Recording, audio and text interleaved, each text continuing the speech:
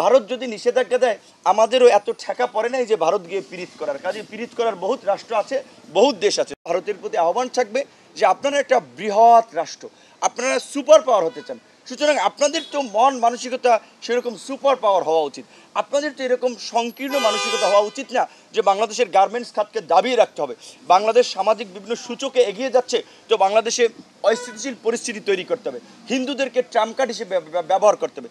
এই দেশের হিন্দুরা এই দেশের আলো বাতাস, এই দেশের সুযোগ সুবিধা ভোগ করে, তারা এই দেশের নাগরিক। হিন্দু মুসলিম বৌদ্ধ খ্রিস্টান সবার সাথে এই দেশের মানুষের একটা হৃদ্যতার সম্পর্ক, একটা আন্তরিক সম্পর্ক।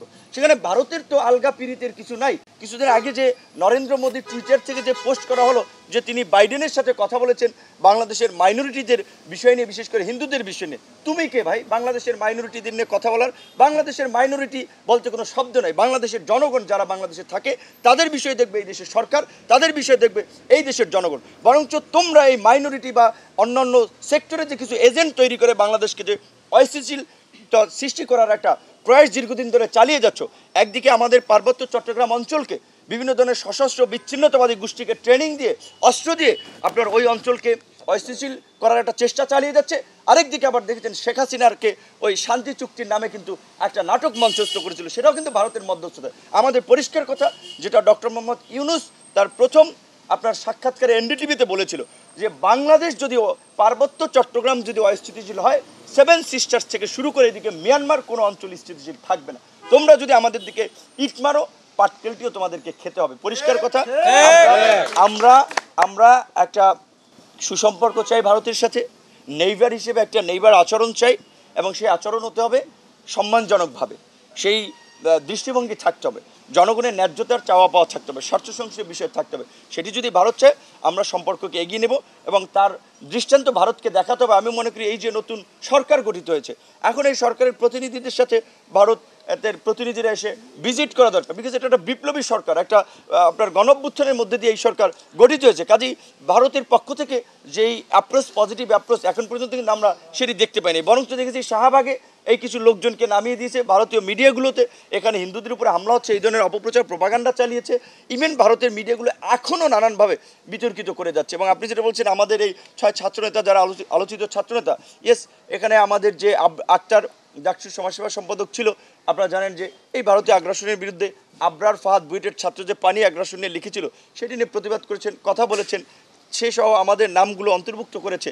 এটা হতে পারে কারণ আমার সাথে ছবি থাকার কারণে বা চলচ্চিত্র অভিনেত্রী বাঁধন যদি ভিসা না পায় তাহলে তো আমাদেরকে নিষেধাজ্ঞা দেওয়াটা অস্বাভাবিক কিছু না। আর আমাদেরও পরিষ্কার কথা যে ভারত যদি নিষেধাজ্ঞা দেয় আমাদেরও এত ঠেকা পড়ে নাই যে ভারত গিয়ে পীড়িত করার কাজে পীড়িত করার বহুত রাষ্ট্র আছে, বহুত দেশ আছে। তবে রাষ্ট্র হিসেবে, রাজনৈতিক দল হিসেবে আমরা চাই যে সব দেশের সাথে আমাদের সুসম্পর্ক থাকুক, সব দেশের সাথে বাংলাদেশের সম্পর্ক এগিয়ে যাক। এবং বিশেষ করে একটা বিষয়ে এটা বলতেই হবে যে ভারতের জনগণের যদি দেখেন, শাসকদের দৃষ্টিভঙ্গি বাংলাদেশের প্রতি এক ধরনের, জনগণের দৃষ্টিভঙ্গি অন্যরকম। বাংলাদেশের এবং ভারতের জনগণ, বিশেষ করে পশ্চিমবঙ্গ, আসাম, ত্রিপুরা সহ এই অঞ্চলের মানুষের আপনার আর্থ সামাজিক সাংস্কৃতিক জীবনযাত্রার যে মিল সেটা কিন্তু অসাধারণ। এবং এই যে বাংলাদেশে যখন ছাত্র আন্দোলনে এই যে গুলি চলেছে, হামলা চলেছে, পশ্চিমবঙ্গের যে মুখ্যমন্ত্রী মমতা বন্দ্যোপাধ্যায় পরিষ্কার বলেছে যে আমাদের বাংলাদেশি ভাই বোনেরা যদি নিরাপত্তাহীনতায় সীমান্তে এসে ঠকঠক করে আমাদের দরজা তাদের জন্য খোলা আছে। যেই কারণে কিন্তু মমতা বন্দ্যোপাধ্যায়কে নাস্তানাবুদ করার জন্য আবার দেখেছেন ওইখানে একটা আন্দোলন দাঁড় করিয়ে দিয়েছে। তো সেই ক্ষেত্রে এই যে সরকারের, ভারতের ক্ষমতাসীন সরকারের যে নীতি সেটা আসলে আমি মনে করি বন্ধুসুলভ নীতি নয়।